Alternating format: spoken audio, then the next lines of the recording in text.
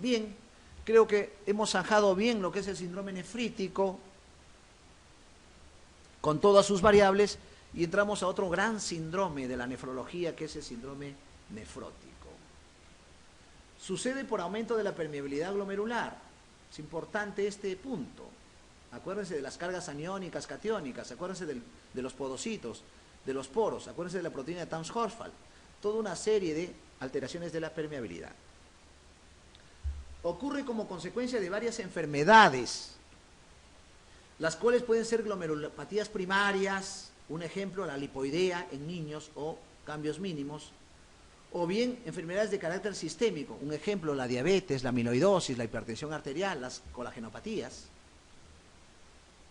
Sus principales manifestaciones son proteinuria masiva, más de 3.5 gramos, hipoalbuminemia, menos de 3 gramos, edema generalizado, acá le agrego anasarca, hiperlipidemia, acuérdense, aumento del colesterol y los triglicéridos, más colesterol, lipiduria, o sea, proteínas y lípidos por la orina.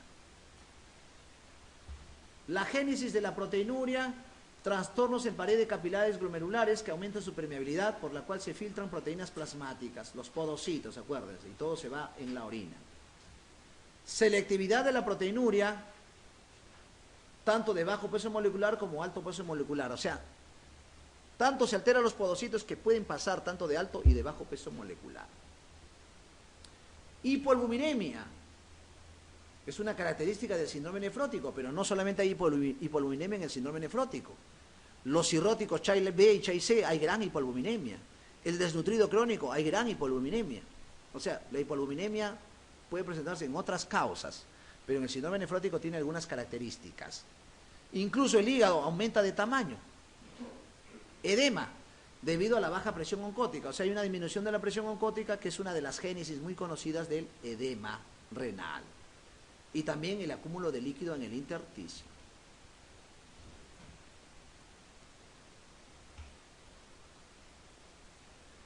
Hiperlipidemia y lipiduria. Más o menos les comenté cuál es la génesis por cuál se presentan. Pacientes presentan alto nivel de colesterol, triglicéridos y lipoproteínas de bajo y muy baja densidad, que también se filtran y se generan la lipiduria.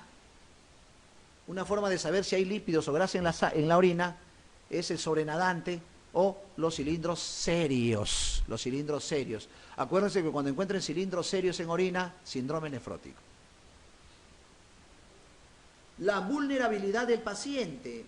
Infecciones por estafilococo, miren, estafilococo aureus, neumococo debido a pérdida de inmunoglobulinas y componentes de complemento de bajo peso molecular como el factor B, trombos y tromboémbolos debido a la pérdida de factores anticoagulantes, antiintrobina 3 y de actividad antiplasmina.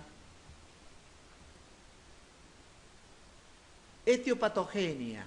Así como el nefrítico tenía múltiples causas, el nefrótico también tiene múltiples causas de presentación. Y miren, en grupos etarios, en niños y adultos hay una diferenciación incluso en incidencia. Nefropatía de cambios mínimos, 52% en niños, 14.8% en adultos. Esclerosante, más frecuentemente en niños que en adultos. La membranosa, más frecuentemente en adultos que en niños. La mesangial capilar, más frecuentemente en adultos, pero no hay mucha diferencia. La IgA, más frecuente en adultos. Y otras lesiones glomerulares primarias, más frecuente en adultos. Entonces, cambios mínimos, más frecuente en niños. Es pregunta ya de examen, ¿eh? Las enfermedades glomerulares sistémicas o secundarias que producen síndrome nefrótico, miren, el lupus eritematoso sistémico. El tipo de nefritis lúpica que produce síndrome nefrótico es la glomerulopatía membranosa, no se olviden. Incluso la focal y segmentaria también. La enfermedad mixta del tejido conectivo, conocido como el síndrome de Sharp. Esa enfermedad de tejido conectivo tiene algunas características que lo ahondarán ustedes en reumatología, pero le doy algunos visos. A mí me gusta siempre escudriñar cada punto, no quedar en el vacío. La enfermedad mixta de tejido conectivo se llama síndrome de Sharp y tiene algunas características. Artritis o artralgias, Raynaud, sinovitis, ¿no? Y esclerodactilia, es una característica, incluso fibrosis pulmonar. Su marcador específico, así como para el lupus es ANA, para la artritis reumatoides, anticuerpos anticitrulinados, para la enfermedad mixta de tejido conectivo es anti-RNP, su marcador. Goodpasture, ya le mencioné, síndrome pulmón-riñón, antimembrana basal. Las vasculitis sistémicas como la poliangitis microscópica, el Goodpasture, como la misma Wegener, enfermedades que dan pulmón-riñón. Dermatitis herpetiforme, no es que es por herpes, no se confundan esta palabra. La dermatitis herpetiforme está relacionada a algún tipo de inmunocomplejos o inmunoglobulinas que alteran la reabsorción, puede producir un cuadro de mala absorción, cursa con diarrea crónica y componente dermatológico. La lipodistrofia parcial es una alteración del tejido graso.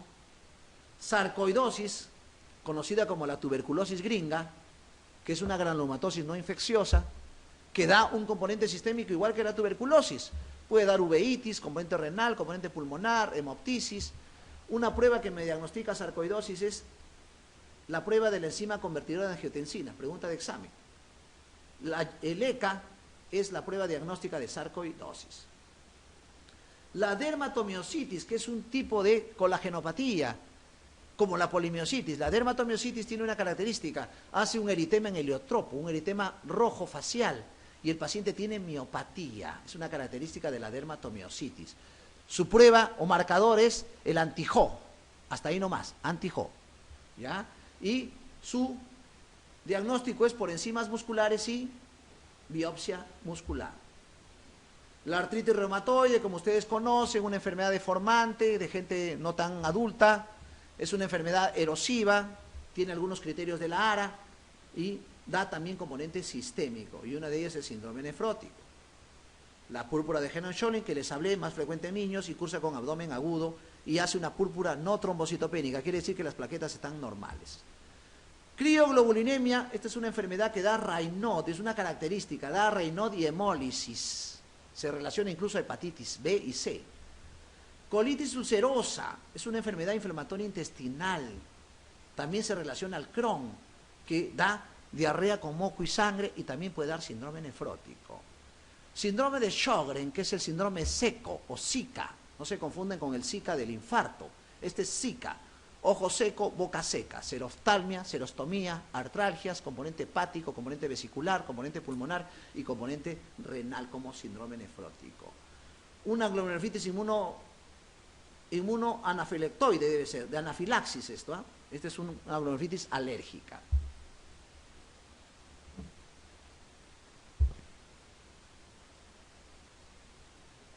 Vamos a la pregunta 7. Un paciente con síndrome nefrótico presenta súbitamente dolor lumbar. Miren, el dolor lumbar. La lumbalgia es un síntoma muy frecuente en el mundo entero. Yo puedo decir que casi todos los días en la consulta uno ve lumbalgias. Y quítese de la cabeza que la lumbalgia es de causa renal. Es lo menos que uno debe pensar. Las lumbalgias son más de causas osteomusculares, espondilitis anquilosantes, problemas extrarrenales o lumbares. Lo único que da dolor lumbar es la litiasis renal, la pielonefritis severa, el absceso renal, pocas causas. Entonces, por favor, lumbalgia más patologías osteomusculares. Varicocele izquierdo es un contexto urológico de unas varices a nivel de esa zona. Hematuria, incremento significativo de la proteinuria y rápido deterioro de la función renal, azoemia. Usted debe pensar que dicho paciente probablemente ha desarrollado, esta es una presentación típica de un cuadro que quiero que ustedes conozcan. El síndrome urémico hemolítico se presenta muy frecuentemente más en niños que en adultos. Se relaciona al Campylobacter jejuni. O sea, pacientes que hacen infecciones disentéricas pueden hacer luego aumento de urea y hemólisis. Ese es el síndrome urémico hemolítico, incluso ictericia hemolítica. No es lo que mencionan en la historia. Trombosis de la vena renal, doctores. La trombosis de la vena renal es una de las complicaciones más severas del síndrome nefrótico. Acuérdense que el síndrome nefrótico produce grandes proteinurias. Al producir grandes proteinurias, pierde procoagulantes. ¿Qué procoagulantes tenemos nosotros? Proteína C, proteína S, proconvertina, factor Leiden. Y eso, al perder procoagulantes, tengo riesgo de hacer trombosis. El paciente de este caso, dolor intenso lumbar más hematuria, eso es trombosis renal. trombosis renal. La trombosis renal también se puede presentar en endocarditis bacteriana. Una obstrucción de vías urinarias, no, los cálculos tienen una característica de dolor, ¿no? Dolor intenso lumbar y hacia adelante, hacia los flancos y a la ingle. Dolor intenso en el contexto. Enfermedades metabólicas y genético-familiares son las menos frecuentes, pero hay que conocerlas. Hay que conocerlas. Miren, yo tuve la oportunidad de ver un solo caso en los 17 años de médico que tengo de un paciente hipertiroideo que hizo síndrome nefrótico. Y también tuve la oportunidad de ver un hipotiroideo que hizo síndrome nefrótico. No me pregunten, por favor, la fisiopatología no está muy clara. Y vi un feocromocitoma que hizo también síndrome nefrótico. Entonces, Gray-Basedow, Alport, ya les he dicho esto, el Gray-Basedow, acuérdense, la triada clásica del Gray-Basedow es bocio, mixedema pretibial y esoftalmos. No se olviden esa triada. Alport, sordera, retardo mental y nefritis. Síndrome de uña rótula. Este es un síndrome en la cual el paciente hace síndrome nefrótico, pero con unas alteraciones del crecimiento y deformaciones óseas. El déficit de 1-alfa-antitripsina. Esta es una patología muy interesante. Cuando tengan un EPOC en niños o en jóvenes, planteen alfa-1-antitripsina. Cuando tengan una cirrosis en pacientes niños o jóvenes que no tienen antecedentes de hepatitis viral y alcohol, planteen déficit de alfa-1-antitripsina. El déficit de alfa-1-antitripsina da EPOC, da cirrosis y da pancreatitis crónica en su contexto. Un síndrome nefrótico congénito, esto es del nacimiento, cuadro severo, de alta mortalidad. Amiloidosis, hipotiroidismo, acuérdense que el mixedema, el hipotiroideo también da síndrome nefrótico. La enfermedad de Fabry, tuve la oportunidad de ver un caso de una enfermedad de Fabry hace muchos años. Estos pacientes hacen de lesiones dérmicas tipo epidermolíticas, dolores articulares, lesiones eritematosas, hematuria, y es una enfermedad de Fabry. Cistinosis es una alteración enzimática, aminoácida, las cistinurias, puede incluso haber cálculo de cistina. La enfermedad de células falciformes, hemos tenido varios casos de falciformismo o variantes de drepanocitosis, no las clásicas que dan infarto esplénico, dan dolor óseo, no, sino esas drepanocitosis sobre todo cuando están expuestos a hipoxias. Acuérdense que la hipoxia es una de los desencadenantes de la anemia falciforme, que da hemólisis, que da infartos renales, infartos óseos, infartos esplénicos. Síndrome nefrótico familiar también.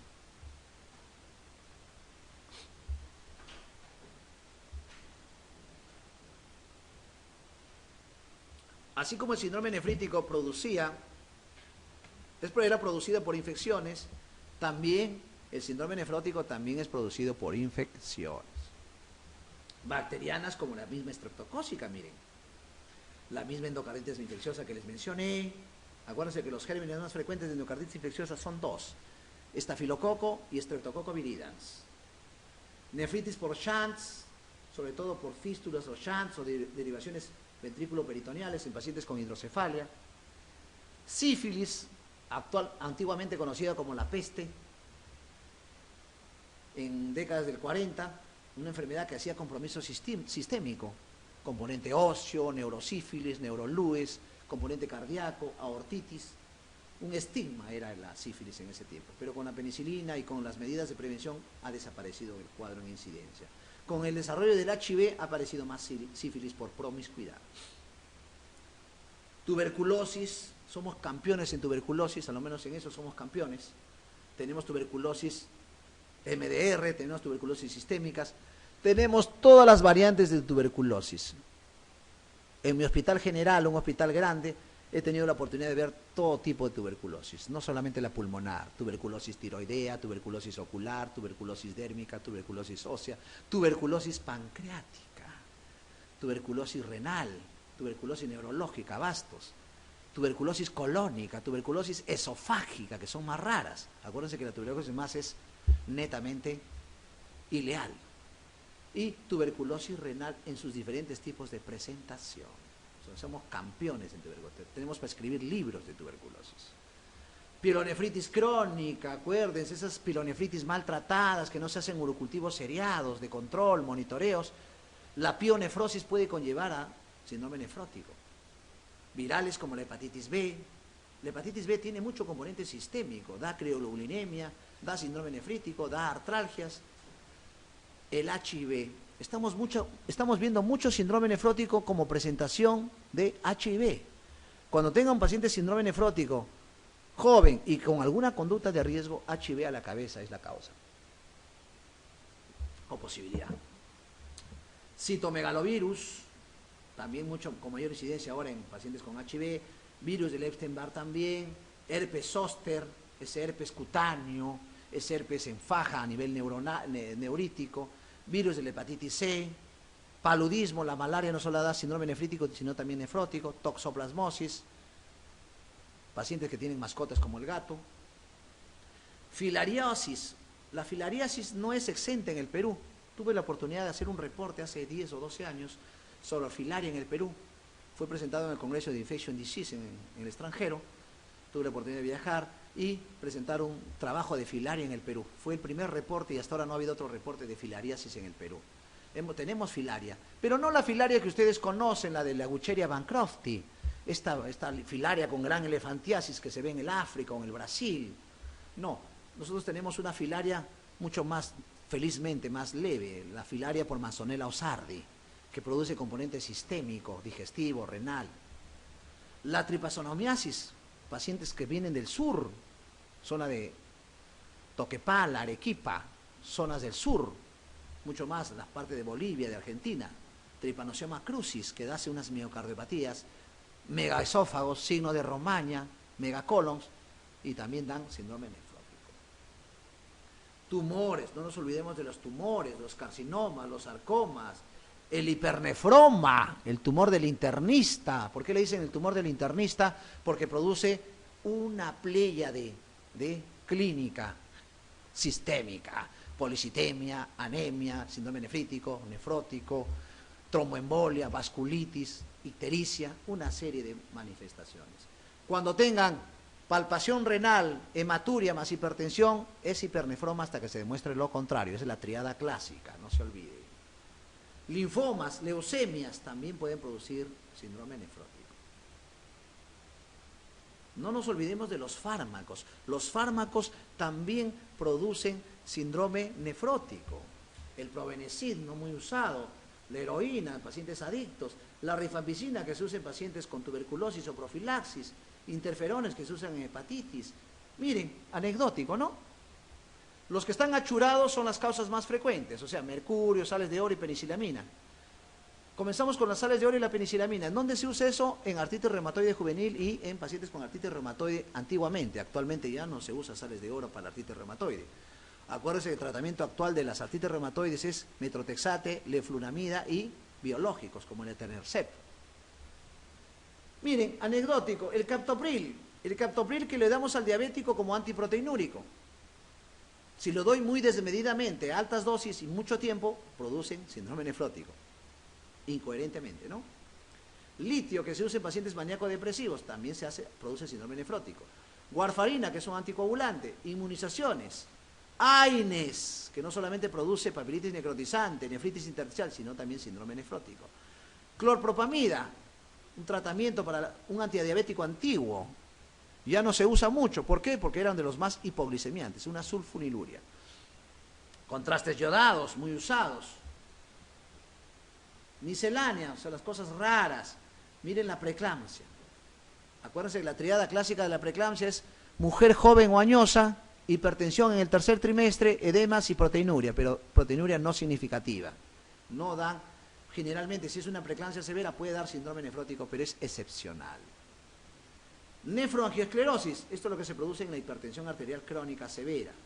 Hipertensión renal unilateral, miren, así como hay NASH, hígado esteatóxico por obesidad, también hay nefromegalia por obesidad. Nefropatía crónica por rechazo, o sea, esto es un trasplantado.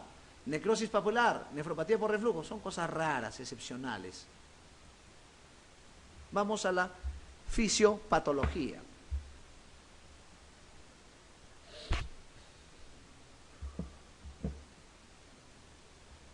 La génesis de la fisiopatología del síndrome nefrótico es la lesión glomerular. Ahí está la clave de la pérdida de las proteínas. Esto aumenta la permeabilidad de la membrana basal glomerular. Esto produce la disminución de la albúmina sérica, no solamente acuérdense de albúmina, globulinas, Townes-Horsfall, procoagulantes. Esta es una génesis importante que uno debe conocer. Es por ello, los pacientes que tienen síndrome nefrótico tienen mayor propensión a infecciones. Los pacientes con síndrome nefrótico hacen más infecciones que las personas normales. ¿Por qué? Porque también pierden proteínas tipo opsoninas. Y acuérdense que las opsoninas controlan o contrarrestan las infecciones. Disminución de la presión oncótica plasmática.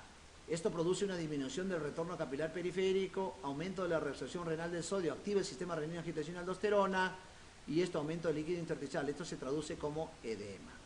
Vamos a la pregunta 8. Todo lo que indica acerca del síndrome nefrótico de la infancia es cierto, excepto colesterol sérico elevado, verdadero. Predomina más el colesterol que los triglicéridos, no se olviden eso. El 85% experimenta cambios mínimos de la enfermedad, eso es verdadero, es la causa principal. Triglicéridos séricos elevados también, pero más el colesterol. La hipoluminemia es la causa de la hipoproteinemia, verdadero. Reabsorción reducida de sodio por el riñón, no, aumentada, ¿no? Eso es excepto. La glomerulopatía membranosa es una de las causas más frecuentes de síndrome nefrótico en el adulto. Caracterizado por acúmulo de depósitos electrodensos de inmunoglobulinas en el lado epitelial de la membrana basal de capilares glomerulares, engrosamiento de las paredes de los capilares glomerulares. Esta es una de las génesis microscópicas o fisiopatogénicas de la alteración de la permeabilidad. Puede que aparezca en el curso de otras enfermedades generales como tumores malignos, miren, lupus, fármacos como las sales de oro, infecciones como la endocarditis, brucelosis. Se habla entonces de una glomerulonefritis membranosa secundaria. Disculpen el lapsus calami, secundaria. El 85% de las veces no se asocia a ninguna. O sea, puede ser una glomerulonefritis membranosa primaria. Acá se le va a mostrar unas láminas, ¿no?, de microfotografías, ¿no? Acá está la lámina, el epitelio, el glomérulo. Miren el espacio extracapilar, la membrana basal. Acá están los podocitos, los poros electrodensos. Acuérdense que las proteínas tienen cargas negativas, aniónicas, y todo es un mecanismo electrónico en realidad.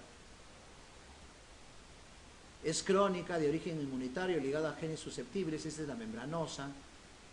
Tiene un complejo que es el C5b-CC9, es un complejo que se da como marcador a nivel mesangial.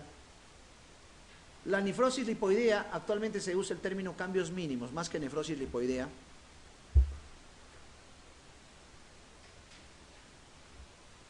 Es la causa más frecuente de síndrome nefrótico en niños. Esto viene pregunta siempre, repiten siempre esta pregunta.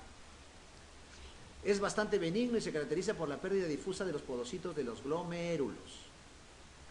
Incidencia máxima entre 2 y 6 años. Es una pena, ¿no? Tuve la oportunidad de hacerme internado en el Hospital del Niño.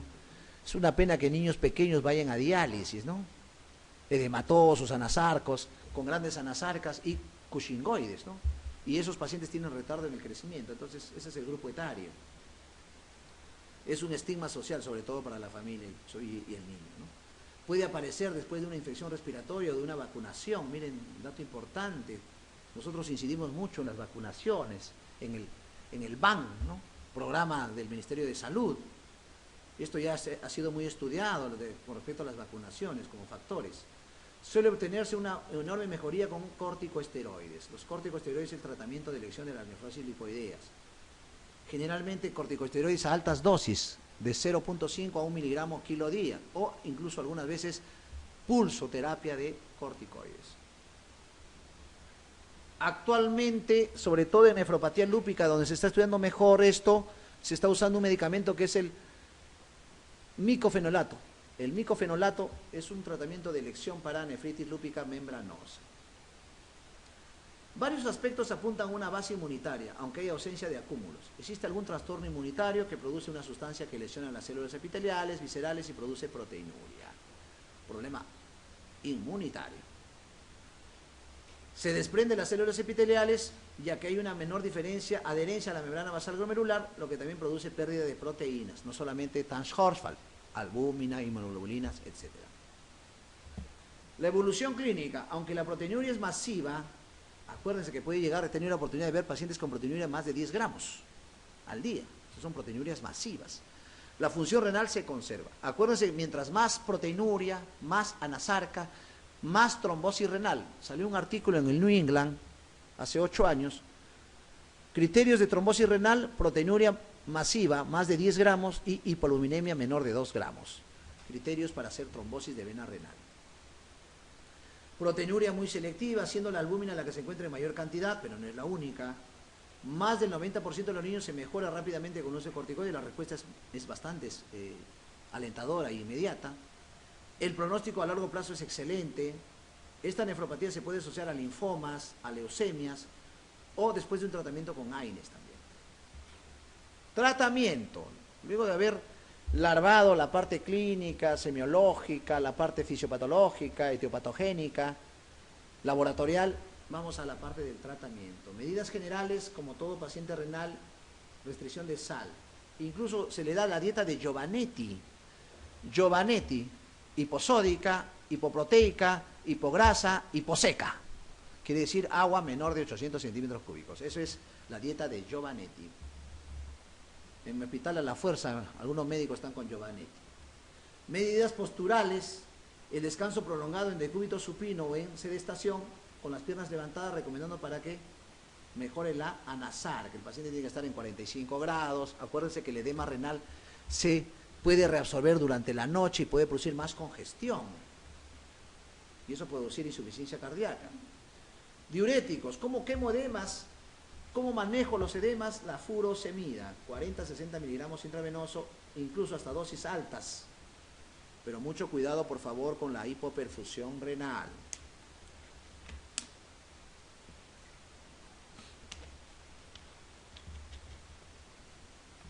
Hay que modular idóneamente la dosis de diuréticos. Yo tengo siempre la idea que la furosemida es más que una dosis establecida, una dosis titulable. ¿Qué quiere decir dosis titulable? Le pongo bolos de furosemida y monitorizo la diuresis. Algunas veces tengo que ponerle sonda porque yo no soy muy adepto a la sonda. Acuérdense que la sonda es un proceso invasivo que conlleva gérmenes, es una causa de urosepsis, sobre todo de infecciones intrahospitalarias. Entonces es mejor cateterismo intermitente y valorar bien la parte del balance hídrico y de acuerdo a eso manejar los diuréticos. Puede asociarse a tiacidas, algunos casos, pero yo no recomiendo mucho el uso de tiacidas en pacientes con síndrome nefrótico. Y tiene una respuesta. Las tiacidas como efectos adversos hacen dislipidemia. Y si yo tengo un síndrome nefrótico ya con dislipidemia, produciría más dislipidemia en el paciente. Puede usar ahorradores de potasio, tipo la espironolactona, pero también hay otros ahorradores de potasio que no inhiben aldosterona, pero también son ahorradores de potasio, como el trantireno, el amiloride. Actualmente actúan en distintos segmentos del túbulo renal. Esto creo que lo incidí bastante en fisiología renal, los que estuvieron en mi clase. Acuérdense que hay diuréticos de túbulo proximal, acetazolamida, diuréticos de asa ascendente, la furosemida, diuréticos de túbulo distal, la hidroclorotiazida, diuréticos de túbulo colector, espironolactona, y diuréticos de túbulo de Bellini, ¿no? El manitol, por ejemplo, como diuréticos, ¿no? Todo un contexto que ustedes deben conocer de acuerdo al segmento que está actuando. Ahí está la dosis de la hidroclorotiazida, las clorotiazidas, de la metolazona o el espironolactona, ¿no? En contexto. Casos refractarios con gran hipoaluminemia, el empleo de diuréticos de asa asociada a albúmina concentrada. Esto es un dato importante. Cuando tengo pacientes con gran hipoaluminemia, mientras no mejore la presión oncótica, si le dé muchos diuréticos, va a seguir con edemas. Entonces tengo que manejar albúmina. La albúmina tenemos como albumán de 50 gramos, se le puede poner varios paquetes de albúmina para manejar mejor el edema en casos refractarios. También hay otros expansores que pueden suplir a la albúmina porque son medicamentos caros. El Hemacel, la poligelina, el dextrano y el mismo plasma también se pueden utilizar.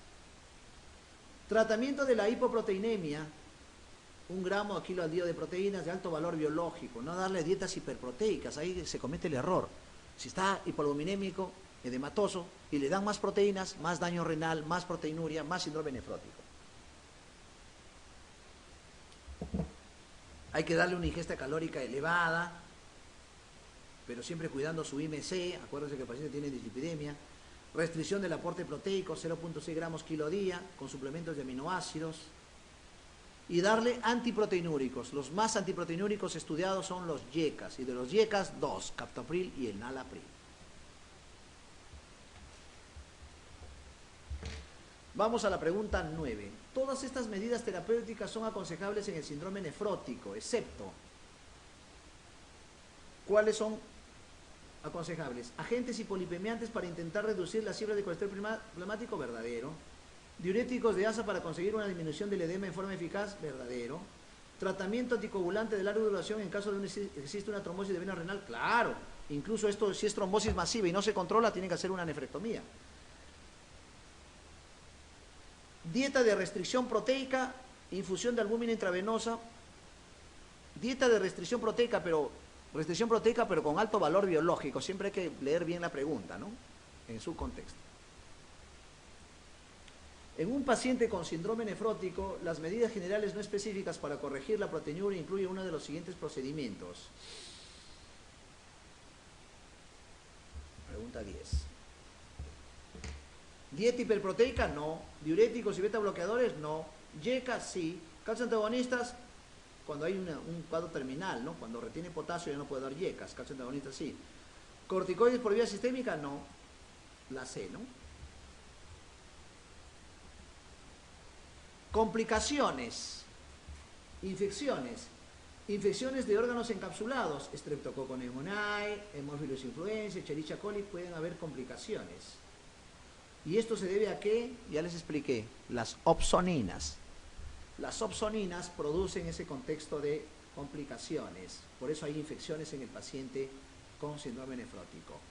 Peritonitis primaria. Acuérdense que la peritonitis primaria es también conocida como peritonitis bacteriana espontánea.